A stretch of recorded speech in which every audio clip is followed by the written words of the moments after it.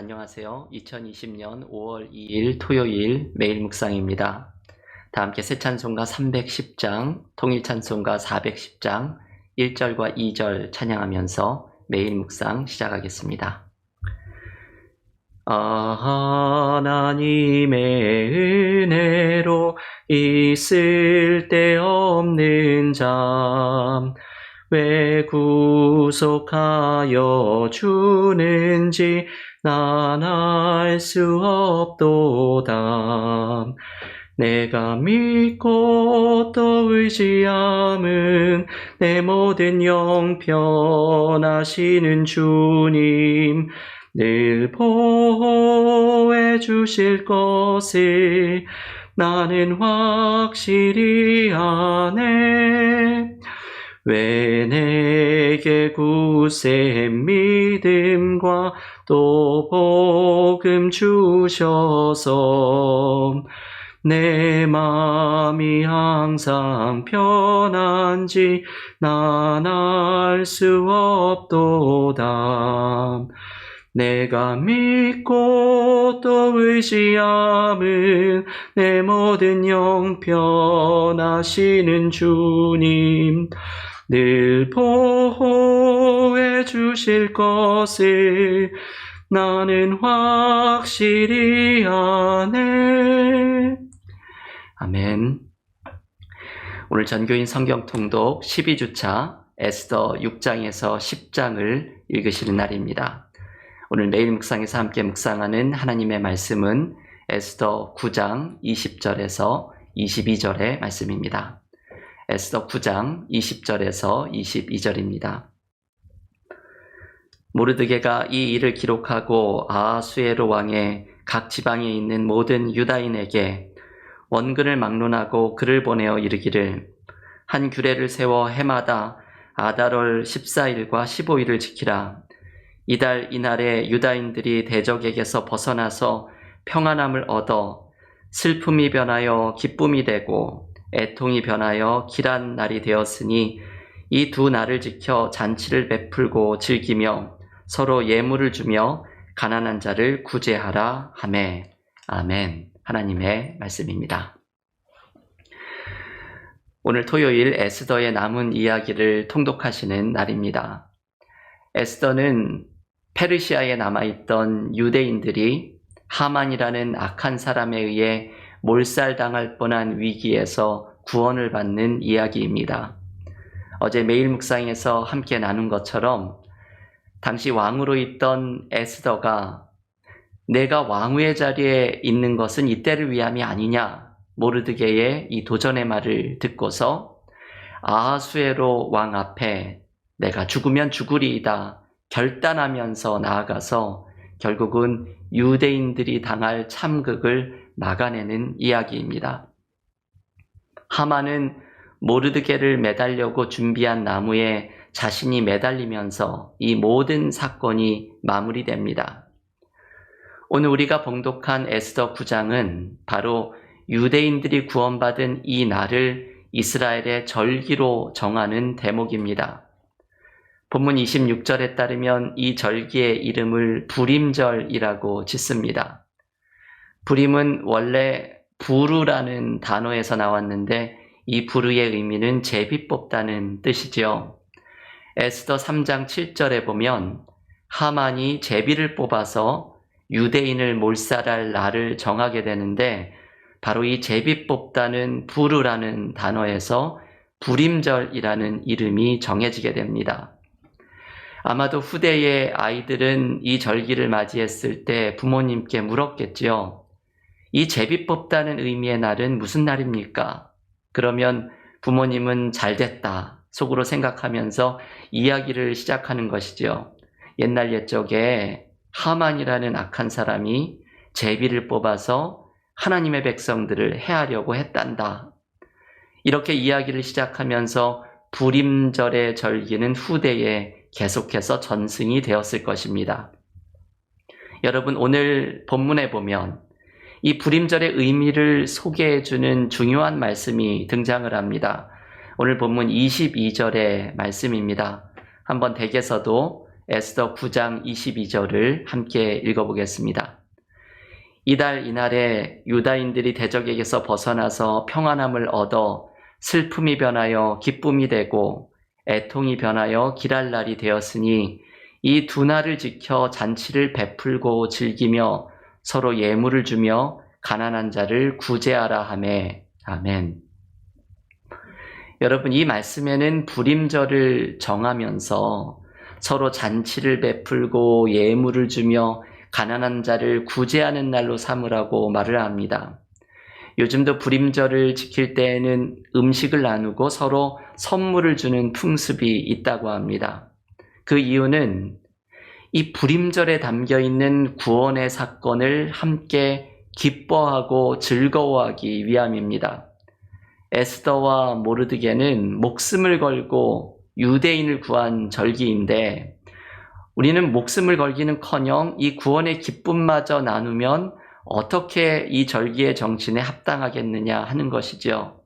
그래서 비록 목숨은 못 걸지언정 불임절이 되면 음식을 나누고 선물을 서로 나누면서 이 놀라운 구원의 기쁨을 서로에게 나누어주고 이때를 위함이 아니냐, 에스더의 정신을 함께 나누는 것입니다.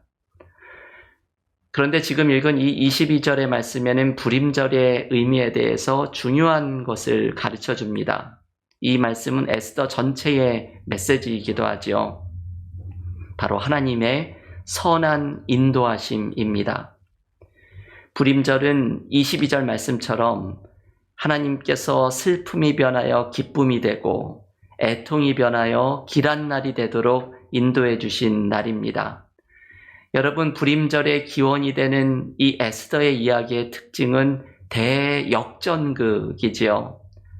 하만이 페르시아에 남아있는 힘없는 유대 민족을 몰살시키려는 악한 계획을 세우지만 하나님이 준비해 두신 숨은 은혜인 에스더를 통해 오히려 하만과 그의 추종자들이 몰살당하는 대반전이 일어납니다.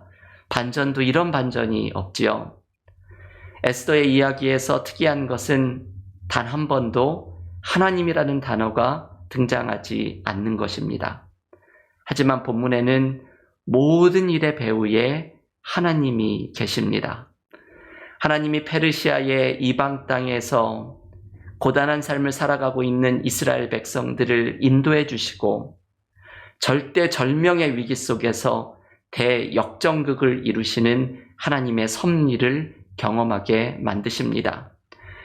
그래서 불임절은 바로 하나님의 대역전극, 하나님의 신비한 섭리를 기억하는 날입니다. 지금 읽은 22절처럼 하나님이 슬픔이 변하여 기쁨이 되고 애통이 변하여 축복된 날이 되는 은혜를 베풀어 주신 것을 기억하는 절기입니다.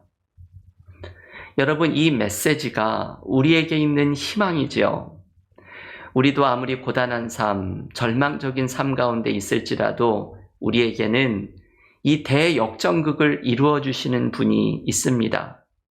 슬픔은 기쁨으로 바꾸어 주시고 애통은 축복으로 바꾸어 주시는 대반전을 이루시는 하나님이 우리의 삶을 인도하고 계십니다. 제가 자주 소개하는 송명희 시인의 한 시가 있지요. 송명희 시인은 중증 지체장애 속에서도 하나님의 은혜를 평생토록 노래하는 시인이었습니다.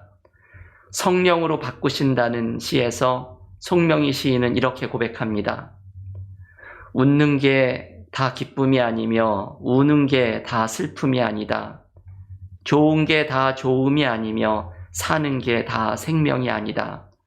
하나님은 슬픔으로도 기쁨으로 만드시며 하나님은 죽음으로도 생명으로 바꾸신다.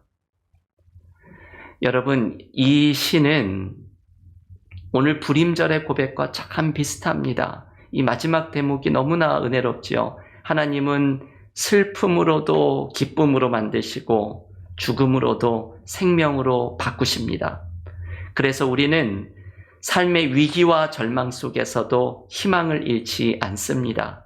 왜냐하면 죽음마저도 생명으로 바꾸시는 하나님이 여전히 우리의 삶을 붙들고 계시기 때문입니다.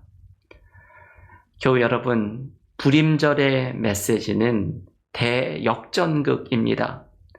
하나님의 선한 인도하심이 우리의 삶에 함께하는 한 우리에게는 희망이 있다는 메시지입니다. 요즘 우리의 삶이 많이 힘들고 고단합니다. 하지만 슬픔도 기쁨으로 바꾸어 주시고 애통도 축복으로 바꾸시는 하나님의 선한 손길을 의지하면서 주님의 손을 붙들고 승리하는 믿음의 교우들이 모두 되시기를 간절히 축원합니다. 이제 다 함께 기도드리고 오늘 이 에스더의 말씀을 묵상하고 기도하시면서 경건의 시간을 댁에서 이어가시겠습니다. 하나님, 오늘 에스더의 남은 이야기를 묵상하였습니다. 페르시아의 이방 땅에서 고단한 삶을 살아가고 있었던 이스라엘 백성들, 절대절명의 위기를 맞이한 그들에게 하나님께서 당신의 선한 손길로 인도하여 주시며 대역전극을 이루어 주시는 이야기를 묵상하였습니다. 우리의 삶도 고단하고 힘든 가운데 있사오나 슬픔을 기쁨으로 바꾸어 주시고 죽음을 생명으로 바꾸어 주시며 애통을 축복으로 바꾸어 주시는 하나님의 선한 손길이 우리와 함께하고 있음을 의지하며 주님의 손을 꼭 붙들고 희망을 잃지 않고 승리하는 믿음의 삶이 되게 하여 주시옵소서. 오늘도 삶의 곤고함 속에 있는 모든 주변의 어렵고 가난한 사람들, 당신의 불쌍히 여기시는 은혜를 베풀어 주시고 의료계에 종사하는 사람들, 우리 교우들 가운데 의료계에 종사하는 많은 교우들 주님의 능력의 손으로 붙잡아 주시며 삶의 고단함 속에 하나님께 손을 들고 기도할 때마다 우리 교우들 가운데 하나님의 선한 손길로 희망을 잃지 않고 하나님을 바라보며 나아가는 복된 하루의 삶이 되게 하여 주시옵소서. 오늘도 주님의 돌보심이 우리와 함께하여 주실 줄을 믿사오며 모든 말씀 예수님의 이름으로 기도하옵나이다. 아멘.